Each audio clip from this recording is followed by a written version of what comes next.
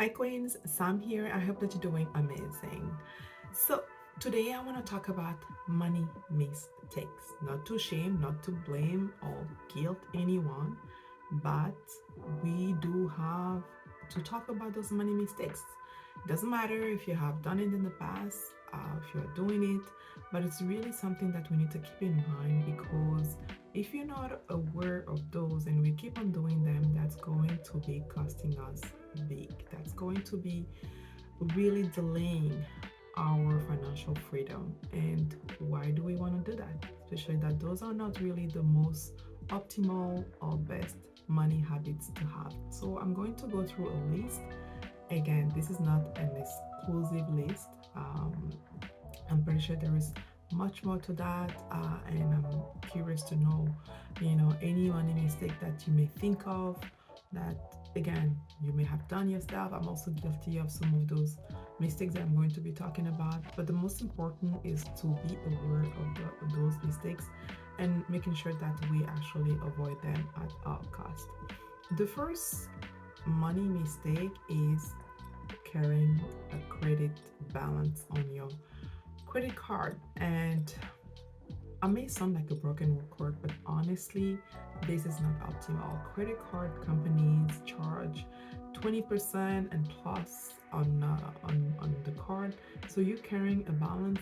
That means that you just like throwing your hard-earned money to them each time that you actually have a balance on a monthly basis. They're super happy about it, right? Because they get to charge you interest for this month, and then the following one they charge you interest on interest, and then interest on interest on interest, and it never ends. It never ends until you take control of that balance and really vow to pay it off and stop using the credit card if you're not able to pay the balance on a monthly basis.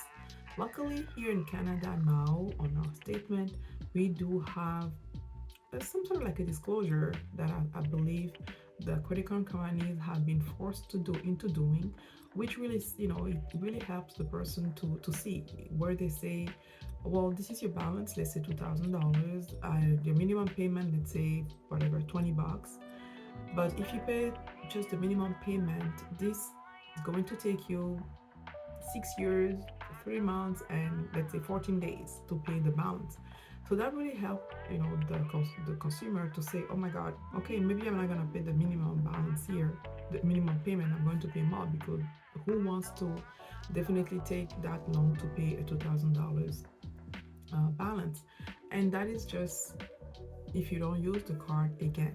So again, carrying credit card debt on a monthly basis, it's just honestly you throwing money at those companies. And guess what? They do not need more of our money. So pay off your credit card balance on a monthly basis. If anything, pay that credit card balance because 20%, I don't see where you can have a 20% interest if you were saving or investing. So make sure that you keep your credit card balance at a minimum, ideally at a $0 each month as much as possible. The second money mistake that will cost you big as you're building wealth is if you get into the whole scheme of buy now, pay later.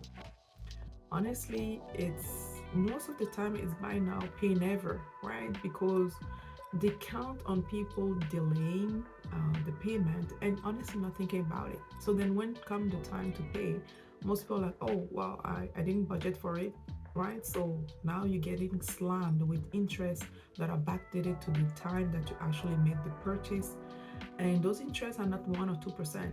They're really high interest, and you end up paying a good chunk of interest on sometimes very minimal purchases, right? Because right now we're seeing all of that apply when you're buying a pair of shoes, when you're buying a coat, when you're buying the most simple thing that we are buying on a day-to-day.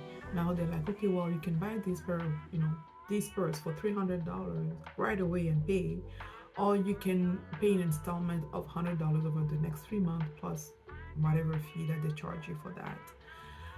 And at the end of the day, I wonder, 6 months from now, after you make the purchase for the purse, if you're still gonna be liking that purse that much, are you still going to be using it that much, or your eyes and mind will be turned to another shiny object? So ask yourself really if you need that particular item, and if there is another way for you to get it instead of doing a buy now pay later, because chances are you're going to be paying interest, except if you're very disciplined and you start budgeting for that particular item, and also you don't buy anything else that a buy now pay later, which is going to be making you track so many items at the same time. Yeah, maybe you can do that, but if you think it's not going to be the case, and you might find yourself 3 months, 6 months, 9 months down the road realizing that, oh my god, I have to pay this amount and I don't have the money, I'm gonna have to pay interest, then don't do it. The third money mistake that people will do at times is payday loan. Payday loan. Like, I hate payday loan. I sometimes go into one of those stores mainly to send money overseas, and I see people coming in to do payday loan, and I don't like it. I hate it. And I read a bit about it. To me, it's very predatory. It is predatory, and even if it's presented as a way to help people, to me it's not helping nobody. If anything, is making situation worse for people. And if you're someone that you actually rely on that type of system for your living, again, this is the time to look into it, sit and think about it, and look, where is the issue exactly? Is it that your expenses are coming too fast compared to your income? Like, can you adjust your payment dates to making sure that you're actually getting your income before your expenses are due? Like, you can call all those companies and be like, can you switch my payment date, because this is not working for me? I have to borrow money to pay. Can you switch it? Can you make it 10 days later, or like 15 days later? Find a way to actually make sure that when you get your money and when you actually have to pay it, it works for you. And I'm pretty sure there is a better way maybe to do it. Now, if it's just that you're living above your means and you always have to resort to that particular system just to finance your lifestyle, because your lifestyle is higher than what you can afford. My question is, how long do you think this is gonna go? How long you willing again to throw your hard-earned money to those companies who don't need any more of our money, really, and at the same time making yourself poorer and poorer? So think about it. And honestly, to me, payday loan, I hate it. I hate it, especially that most of the people who are using that particular system are like you and me, and that doesn't serve us at all. So the third big money mistake that people will tend to do is getting permanent life insurance. Most people don't need permanent life insurance. Doesn't matter what your insurance agent tells you, you do not need permanent life insurance.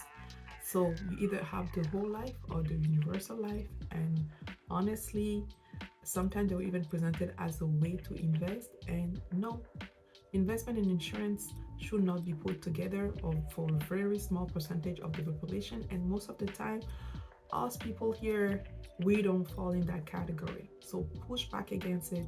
Go on Google and search and try to understand exactly why someone will be telling you that you need permanent life insurance.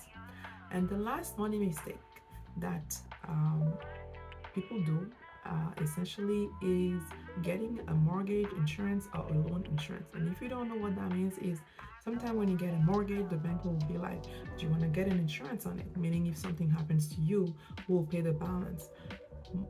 That's a very bad insurance to get.